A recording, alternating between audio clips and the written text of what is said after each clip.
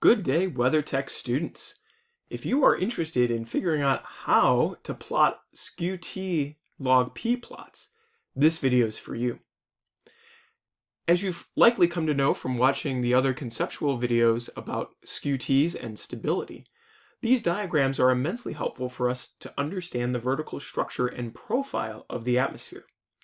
This video, and a few that will follow, will help to unlock how we can do this using Python and MetPy, including calculating important skew-T variables like LCL and CAPE and SIN.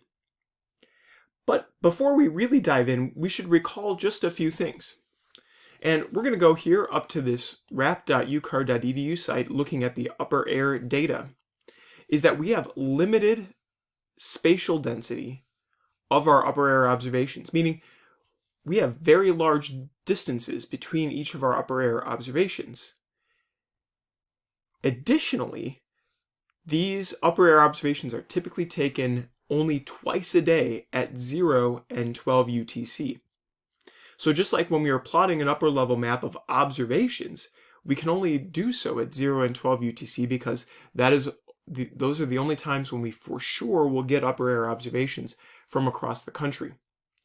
Now, there could be certain times, and we are going to use a special case for our lecture in this video, that we do launch soundings at other times, particularly on severe weather days. So, for example, we might see an 18 or a 21 UTC sounding from, say, Norman, Oklahoma, in the middle of spring, when there might be a convective outlook of enhanced or higher. On any given day, it's up to that National Weather Service office whether or not they choose to do an extra launch. But note that if you are really looking to plot any data, typically choose 0 and 12 unless you know of another time that might be available. And so here, this is a great website to go to see what are the names, these 3-letter identifiers, for all the different sounding locations across the country. Another good area, which is where we're actually pulling our data from, is the University of Wyoming, or one place that we can pull it from is the University of Wyoming.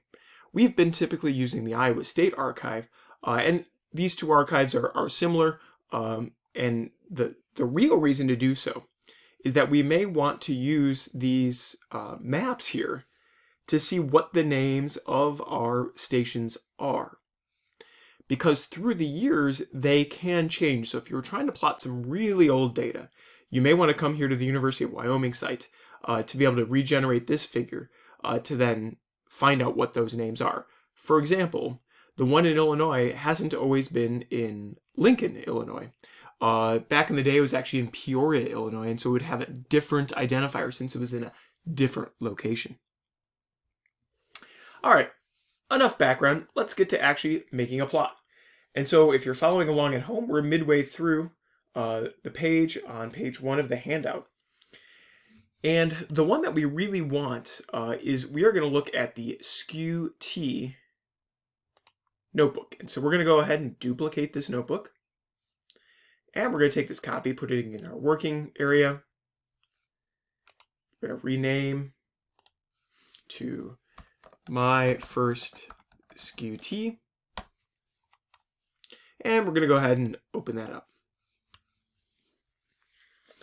And so one thing to note here, this is not going to be in the declarative syntax as we've come to know and love over the course of the semester. This is going to be in more raw Python coding. Now, hopefully what you'll find is that it's not too dissimilar because there are still some underlying things to help us out so that it's not truly raw, but that there are some helper classes within MetPy that we are going to use. And so again, here in this initial cell, we have our date time function because we love help with using dates and times with this date time function. Here we're bringing in matplotlib, which is what is really underlying most of our work this semester, but it's kind of in the background in everything else, but we're going to have to bring it front here. So importing pyplot from matplotlib as PLT. We're going to bring in the calculation functions from MetPy. We're going to bring in from plots here, instead of the declarative syntax, this class called skewT, so we can plot, you got it, skewTs. Finally, we're going to bring in our units module, kind of as per normal, but now we're going to bring in this other function that's going to help us take a pandas data frame that we're going to get from our siphon and then be able to convert it to unit arrays to be able to use in our calculations and for plotting. Additionally, we're going to need just a little bit of help from NumPy, which is an array module in MetPy, and then of course we're going to go ahead and use the simple web service to get the data from the Wyoming upper air site instead of from the Iowa State archive. And so this is all that we need in terms of modules, so we can go ahead and run that. Whoops, I forgot to change my kernel. I'm notorious for doing that in these videos. So just make sure you're on the right kernel then, and then we'll go ahead and rerun that cell. And now we've got everything imported that we need. Again, using our date time function here, we're setting up a particular date. So from 2007, May the 4th at 18 UTC. So this is one of those dates that there was a special sounding launch because it was a severe weather day, and that we were able to take this 18 UTC data. And so we're going to set up our date with our date time function, and then we're going to set our station. So again, recalling here that this is Dodge City, Kansas, and so that's this DDC down here in Dodge City, Kansas that we're using. And we just need to specify that station so that then in our call to bring in the Wyoming upper air data, we're going to request data for the particular date that we specified up here, and then the station that we specified here. So that if you want to change your date, easy enough to do. We've done that a lot this semester. But if you want to change your station, then you just change this 3-letter identifier to be whatever it needs to be for the station you desire. So we're going to go ahead and run that. That will quickly get in all of our data. Now it's just for a single station. So instead of having data for all of the United States, we have just one location and we have that vertical profile for that station. And so we can see what that looks like by adding a cell here and typing DF. And we see we get a nice table format here that we have pressure, height, temperature, dew point, wind direction, wind speed, the U and V components, the station name, the latitude and longitude and elevation of each one of these stations, or of this station.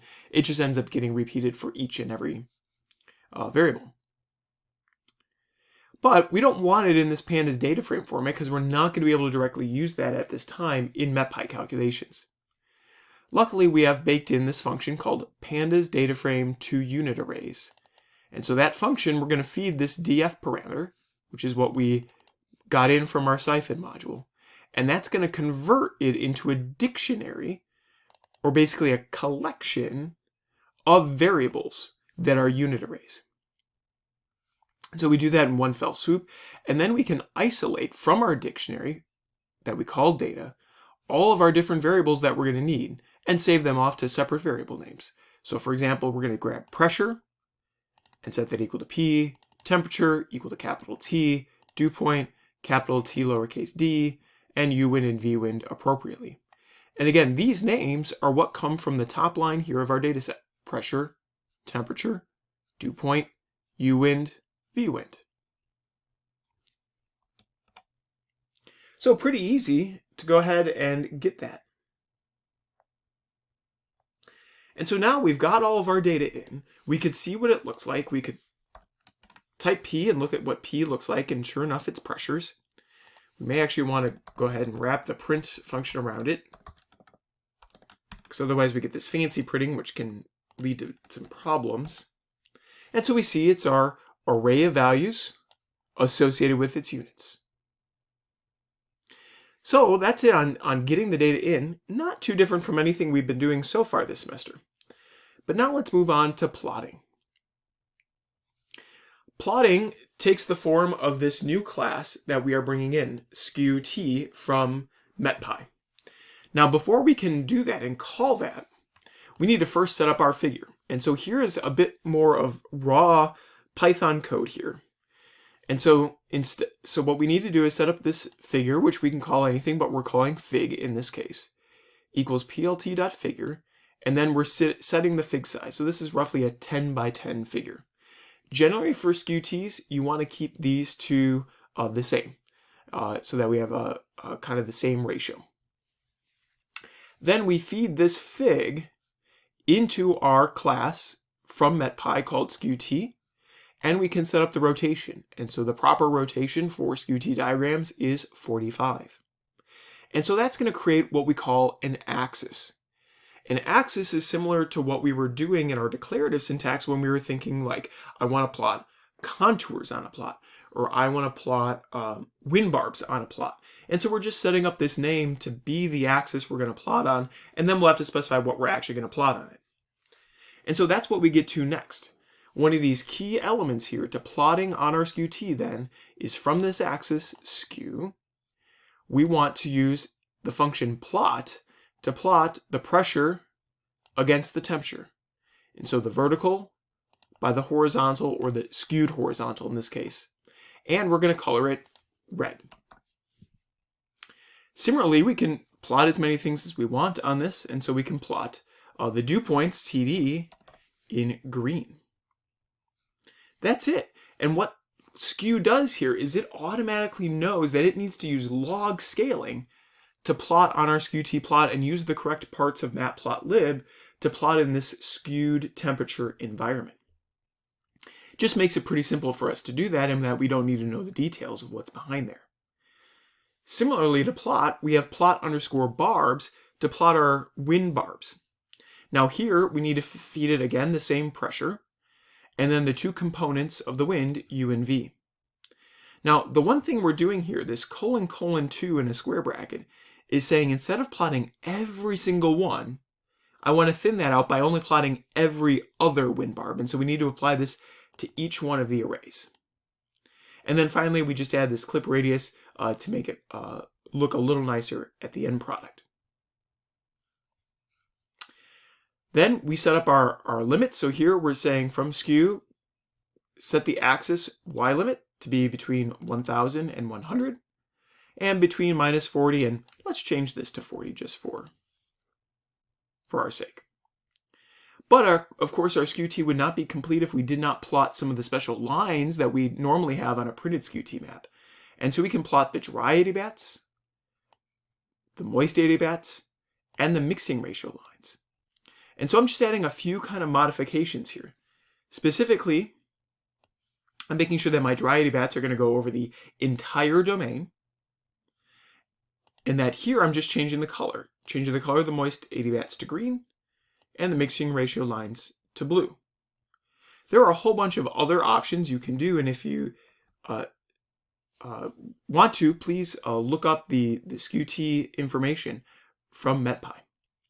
And now we're just adding some titles, so plt.title.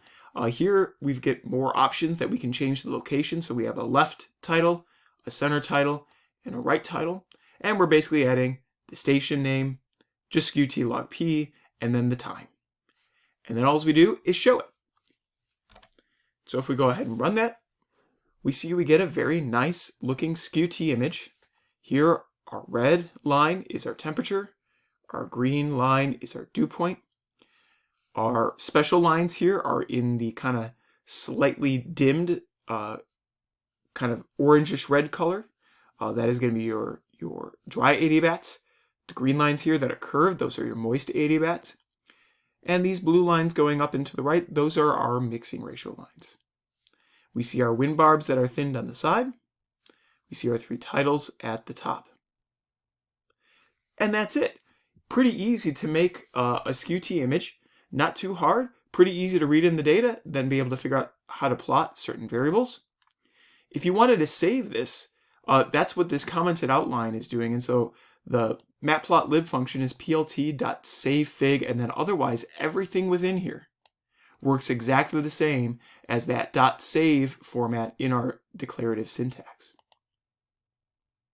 So that's it. In future videos, we're going to talk a bit more about calculating variables and further plotting details related to our skew-T log p diagrams. Thanks for watching.